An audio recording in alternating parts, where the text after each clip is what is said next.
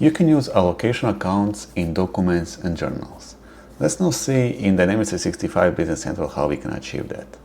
And you can use allocation accounts in documents such as quotes, orders, invoices, and it can be either in sales and purchase module as well.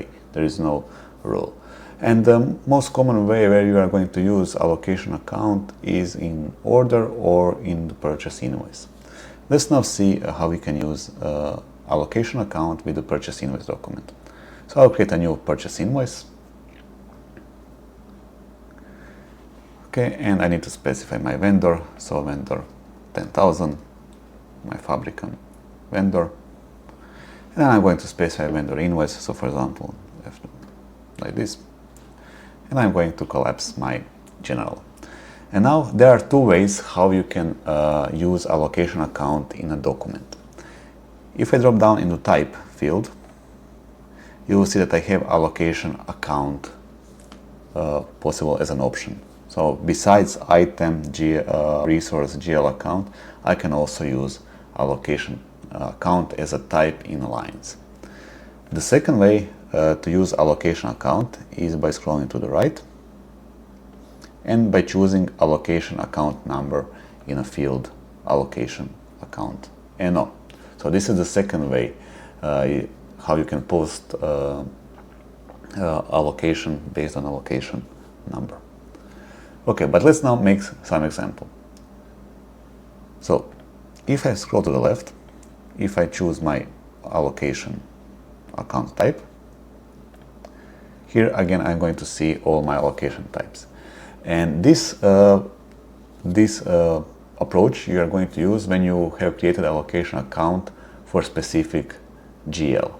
Like we have our example where we have building expenses. Let me now show you this in Business Central. So if I go to allocation account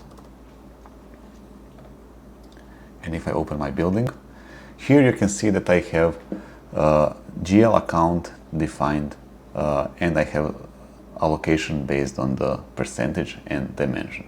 So when we are using this destination account type GL, this means that we can then select building as a account type or as a line type inside Business Central. What is not possible, so if we are using inherit from parent, then we are not going to be able to use allocation account as a type because we need to have a GL account from which we are going to allocate to by using general expenses. But let me now show you the example in purchase invoice. So for example, if I now try to select general expenses, which has a setup inherit from parent, I'm going to receive an error that account type is not possible to be allocation account because we need some source of our amounts. So I'm going to use my building expenses. Okay, and now I'm going to add a quantity, and let's say amount 2,500. So this is my allocation account here for building because we received an invoice from our vendor Fabricam from our building expenses. And now system, instead of posting two entries, system will post multiple entries. Let's see what will happen before we post. So let's see and select preview posting.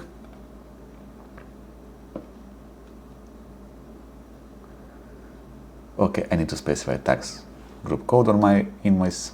So I will go here and then I'm going to specify tax group code. It will be non-taxable. And now let's try to preview posting. And here, as you can see, I have 4 GL entries.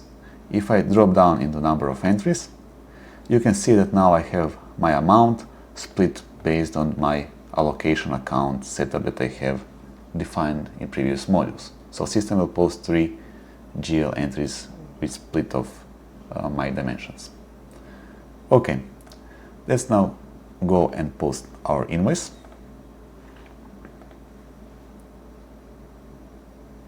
Let's open the invoice.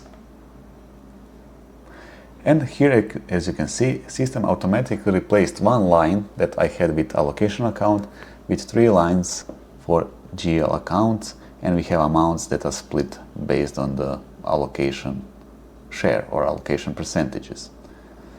If we now go and see find entries, and if I go to GL entry, I will have the same what I had also in preview posting. So this means that system automatically posted and split my amount to different departments based on the combination of dimensions that I have in my allocation account.